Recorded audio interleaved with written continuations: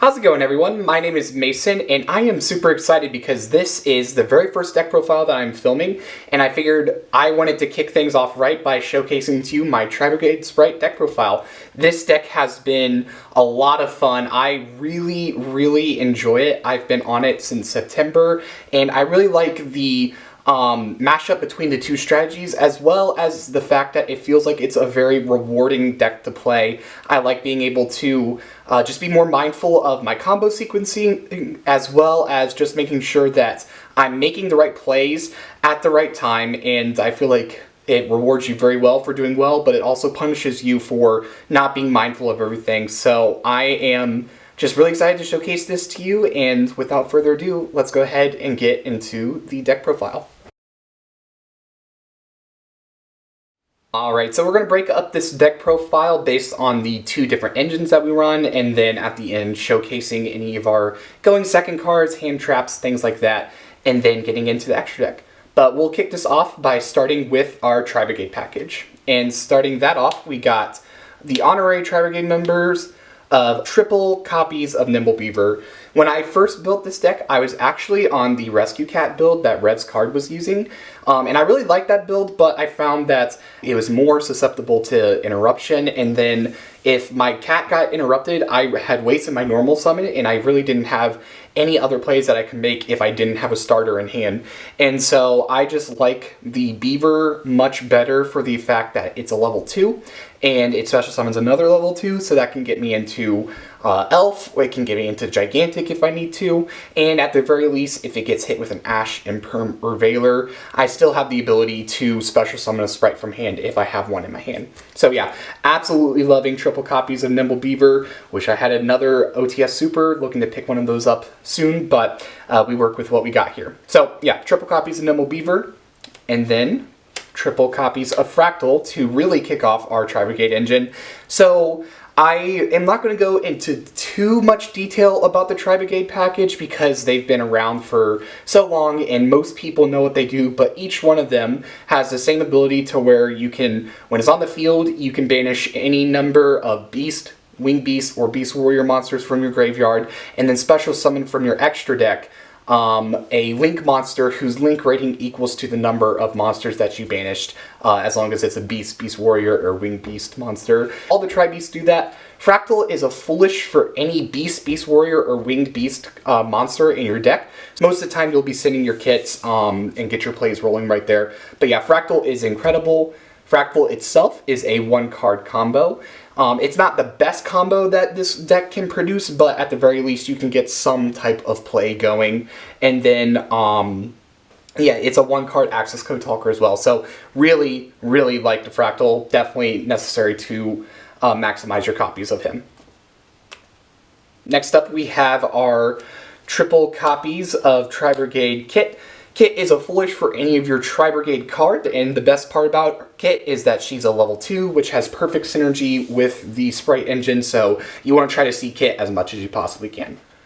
Next is triple copies of Nerval, and Nerval is your searcher, lets you search any of your Tri-Beast monsters except for itself, so that comes in handy. I was initially running 2 copies of Nerval and then triple copies of Karis, but I determined that it was much better to have an extra copy of Nerval in deck because Karis is really a dead card in hand a lot of the time.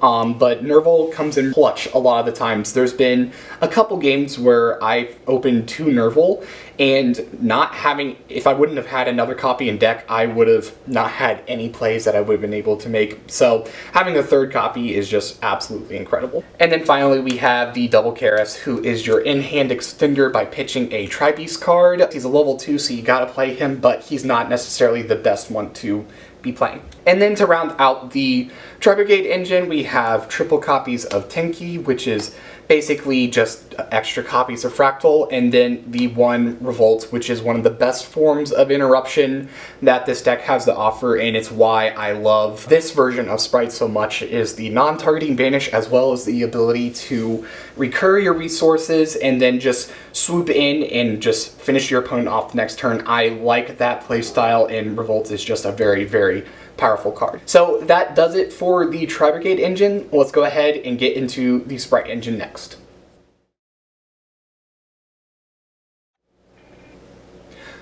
Alright, so getting into the Sprite engine, we have triple copies of our Sprite Blue. Sprite Blue is your monster searcher, gets you any of your other Sprite names to get your plays rolling.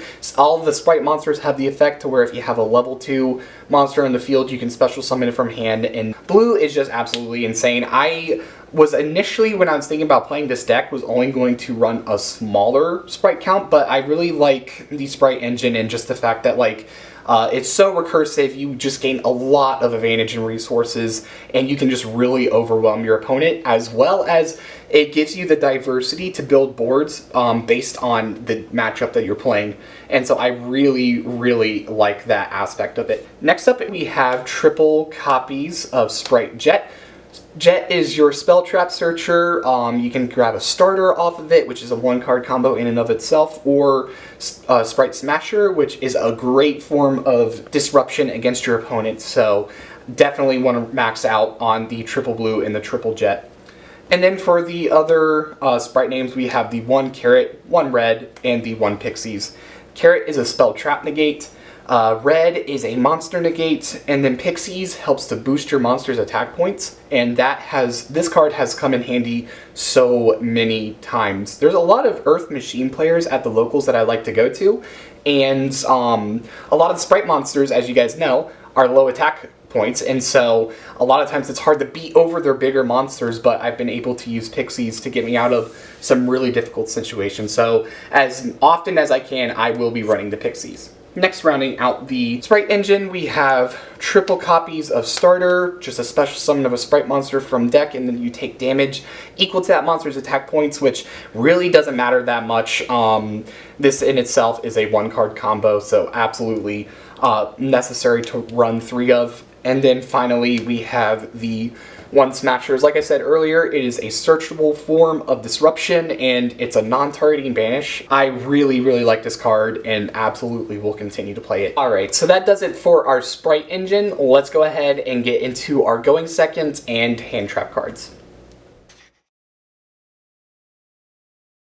Alright, getting into our going second cards as well as our hand traps. I will say that these are more specifically tailored to my locals, as well as just trying to be generically as good against as many matchups as possible. You might find different options to be better for your locals, or if you're going to a regional, you might want to run the Bysteel cards. It really just depends on preference. I have just found these to be the most generically good against the most wide variety of matchups. So with that being said, we have triple copies of mismatching Ash Blossom and Joyous Spring. Ash is just generically good against so many different decks, and I think it still has its place in this meta. If you well-time a Ash, it can really throw off your opponent's plays. It's not going to be enough to completely stop them, but at the very least, you're going to force them into making a less optimal play to where you can interact with them again, and at that interaction point, you can just completely end their turn. So Ash is still a really good card. I try to run maximum copies of it as often as possible. Next up, we have triple copies of DD Crow.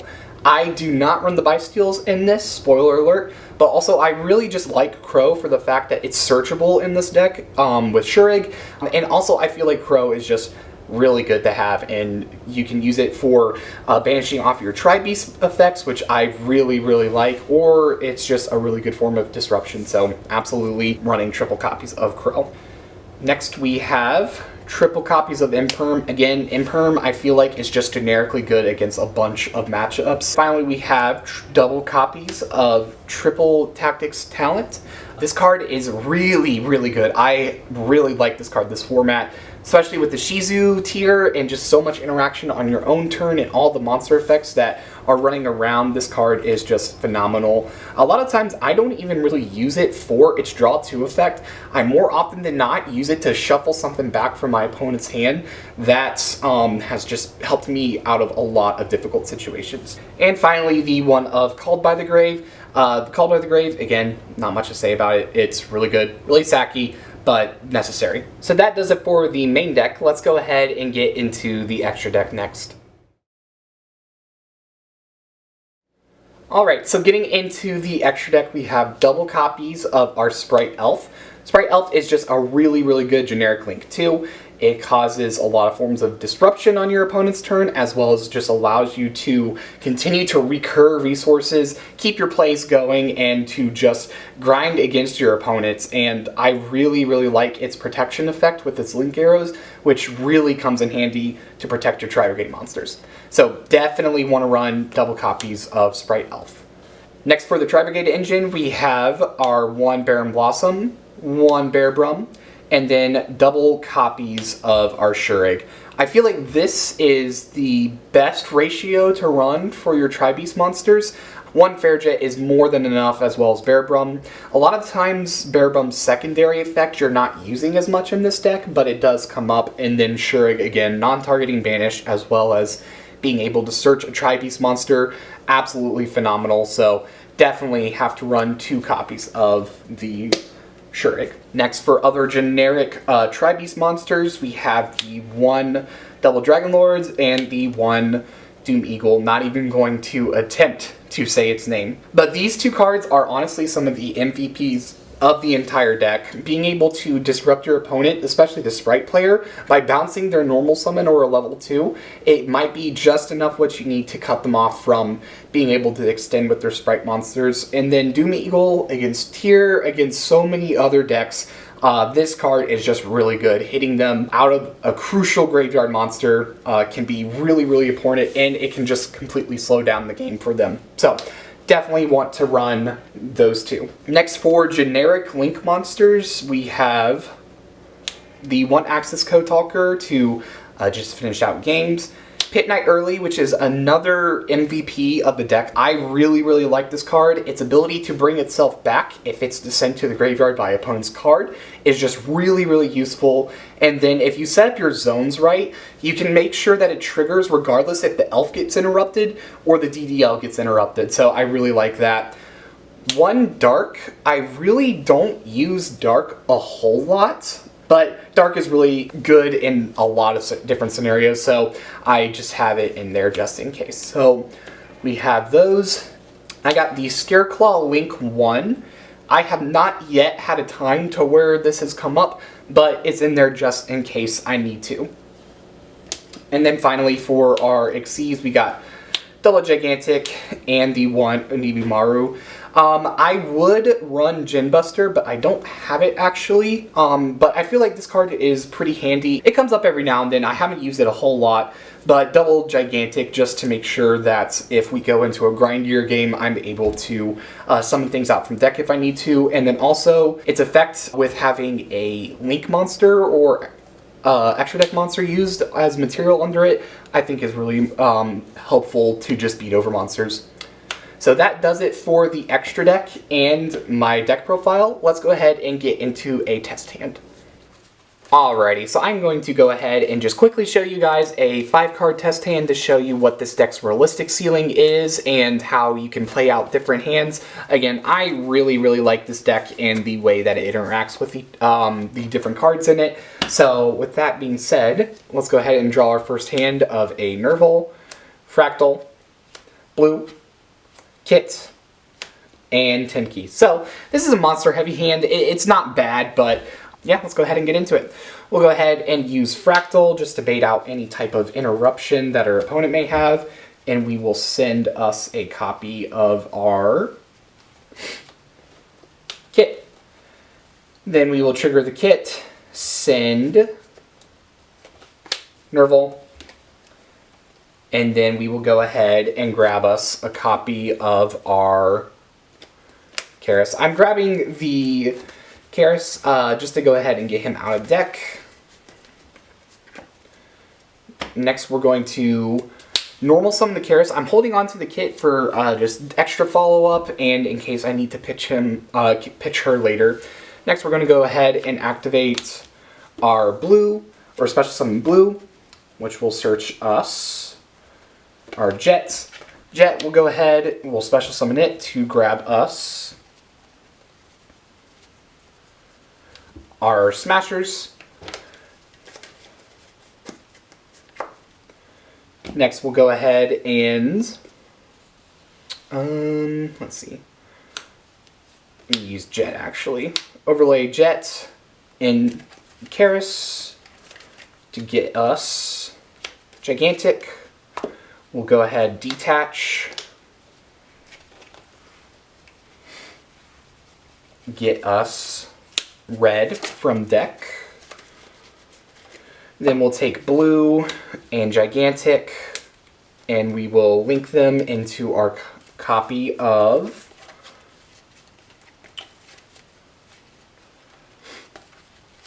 Elf. Next, we're going to go ahead and use the Elf to bring back our Karis. We'll use Karis, banishing our Fractal and our Nerval. Go ahead and get us Fergit. Next, we will use Fergit, special summoning our kits. Link these into our copy of Bearbrum. We'll go ahead and activate Fergit just to see if we can draw a hand trap or something. So we drew a starter, that's totally fine. We'll actually go ahead then and put the Nerval onto the bottom of our deck. And then we will use the kits, banishing our Karis and our Fergit. Special summoning out. Where is it? There it is. Our double Dragon Lords. And then finally, to round off the combo, we'll link our kit and our Bearbrum into Pit Knight early. And that's going to trigger our Bearbrum, letting us go ahead and search a Revolt.